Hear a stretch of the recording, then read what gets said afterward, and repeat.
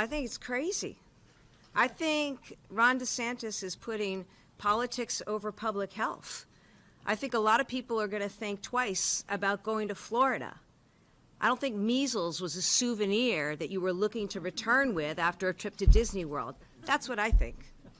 Welcome to Massachusetts as we celebrate 250 great years, by the way, of freedom. And I believe that people in this country deserve the freedom to make healthcare decisions for themselves. That is my story. I'm sticking to it.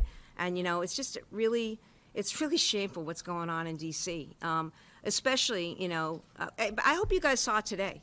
I mean, we saw Republicans who shouldn't have voted for him in the first place taking Kennedy to task, right, and calling him out, including Republicans with medical degrees behind them. So this isn't, I'm not about playing politics. This is about public health, and this is about our responsibility as states and those of us privileged to serve to make sure that we're doing right by people. And one of the most basic things you can do for people in your state, make sure they get food, make sure they have access to housing, make sure that their community is safe and protected, and make sure that they get the health care that they need. And I sure hope, you know, for all the little kids out there, whether they're in Florida or Texas, I hear others are contemplating similar bans.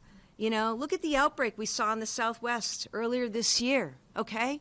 You know, it just doesn't make any sense. And it just continues to be an example of the destruction and the perpetuation of harm promulgated through misinformation, disinformation, defunding, and all sorts of things that just reflect, you know, it seems this effort to push ideology and politics over public health.